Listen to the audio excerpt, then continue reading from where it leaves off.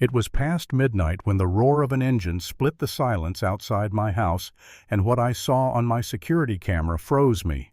My neighbor Karen, the brand new president of our HOA, was in her SUV lined up like a battering ram aimed at my steel gate. Then with a thunderous crash, she plowed forward, the metal screeching, her car crumpling, alarms blaring, and she stood there screaming at me that I had ruined her car. That was the moment I knew this wasn't just about HOA rules anymore. This was war. Let me back up. My name's Carter. I work long shifts at the hospital, and at home I take care of my father. He's almost 80, his legs too weak to stand without a walker. My biggest fear has always been someone breaking in while I scramble to get him safe. That's why I saved up, got every single permit from the city, and built a reinforced steel gate. It wasn't glamorous, just sturdy metal bars sunk into concrete, but for me it was peace of mind. For my father it was safety. At least it was supposed to be. Everything changed 3 weeks after Karen became president of the HOA. Before that, she was just another neighbor with too many opinions about holiday decorations. But the second she got that title, it was like handing a toddler a flamethrower. Suddenly we were getting notices about aesthetic integrity. My grass, she claimed, was too high. The caregiver who parked in my driveway was a hazard. It was laughable until it wasn't. One morning I came home from a night shift to find a bright red notice taped to my gate, "Unauthorized structure. Immediate removal required." My stomach sank. That gate had more paperwork than my whole house. I knew I'd done everything right, but when I confronted Karen, she didn't even pretend it was about legality. She smirked and told me my prison gate didn't fit the neighborhood vibe and maybe I should live somewhere else. I clenched my jaw and told her the gate was staying. Her smile turned dark and she said, "We'll see about that." I should have known she wouldn't stop there. A couple nights later, the crash of her SUV against my gate confirmed it. I ran outside my dad, calling out in panic behind me, and there was Karen pacing her car, steaming her hair wild. "You broke my car!" she shrieked. I almost laughed. She had literally just tried to ram down my gate. I pointed at the mangled bumper. "Karen, that's on you." She rattled the bars like a lunatic, screaming that I didn't belong in the neighborhood. I flipped on the floodlights, camera's blinking phone in my hand. "Leave now, you're trespassing." She faltered when she saw the red recording light. I dialed 911 right in front of her. Sirens wailed, and when the cops rolled up, she tried to spin it. "Arrest him, he's the criminal." But I showed the officers the footage. The older cop sighed, shook his head, and cuffed her for attempted property damage and trespassing. She spat venom at me as they shoved her into the patrol car. I thought maybe, just maybe, that would end it. I was wrong. The next day at the HOA meeting, I almost choked on my own breath. There she was, hair freshly styled, a smug grin plastered on her face, as if she hadn't just been arrested. The board secretary announced she'd been reinstated. Reinstated. Karen leaned back like a queen and slid new paperwork across the table. Effective immediately, all homeowners with gates must submit to an HOA inspection within 48 hours. Non-compliance will mean fines and removal. My blood boiled. She was weaponizing bureaucracy, now turning policies into weapons sharper than any crowbar. I stormed out, furious but also terrified. That night the city inspector showed up at my door with a clipboard. According to him, my permit had been revoked 2 days earlier.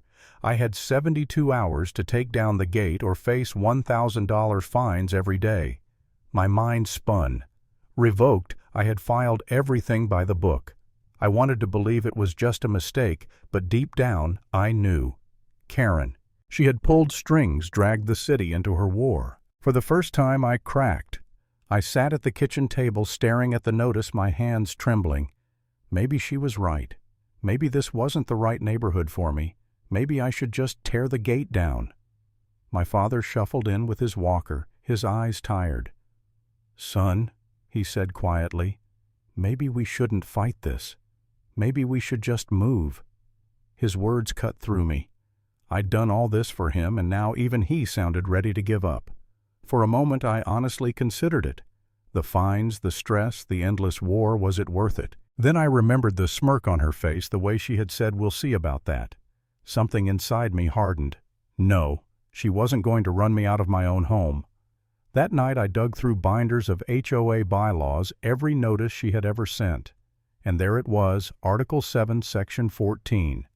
Any new regulation about homeowner structures required a majority community vote. Her inspection policy was illegal. She had overplayed her hand. The next morning I went door to door. The Johnsons' polite retirees signed instantly after I reminded them Karen had once fined them for a garden gnome. The Roses, she'd punished them for putting up Christmas lights too early. The Wongs forced to repaint their garage because Karen didn't like the shade of beige. By sundown, I had 50 signatures, but I didn't stop there.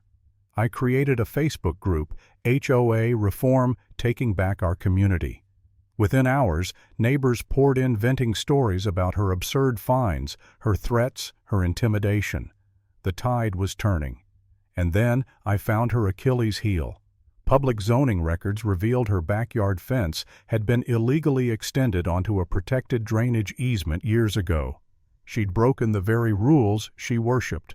With one anonymous email, I handed it to the city.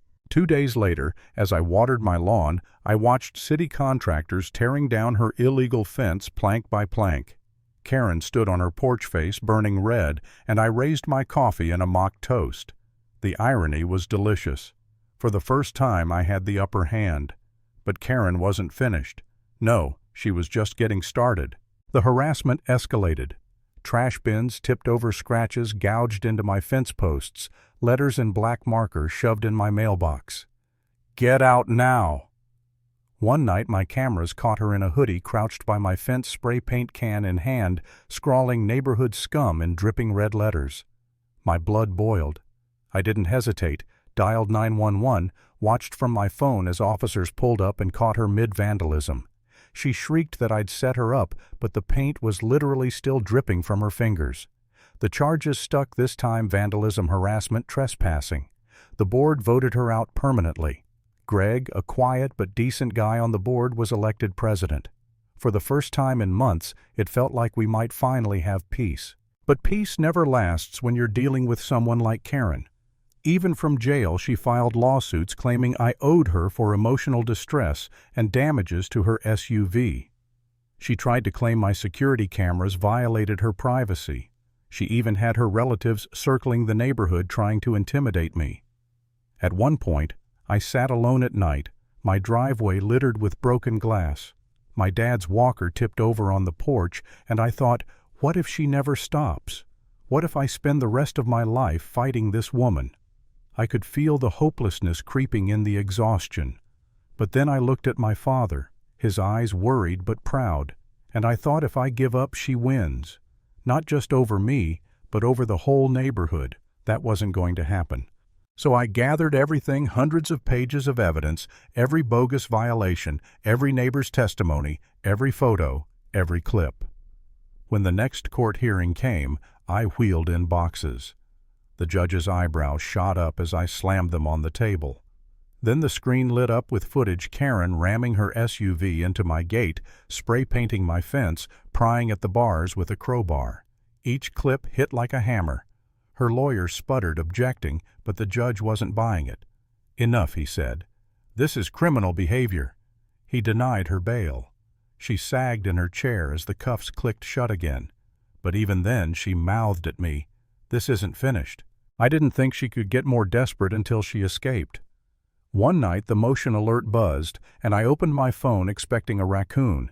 Instead, there she was again, standing at my gate, crowbar in hand, her hair wild, her hoodie filthy, her eyes burning with hate.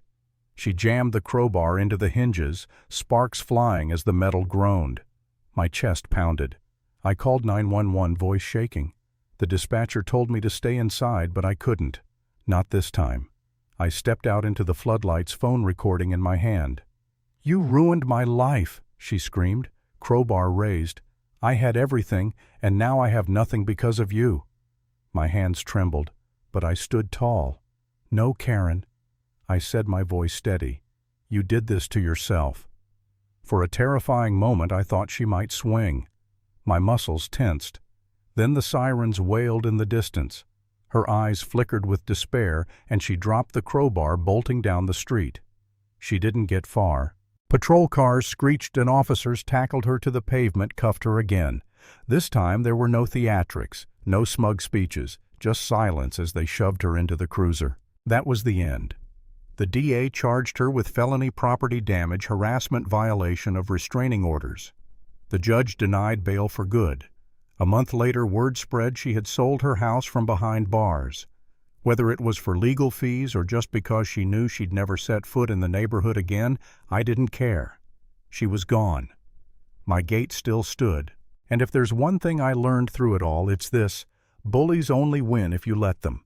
Stand your ground, because even the loudest tyrant will fall when enough people refuse to bend.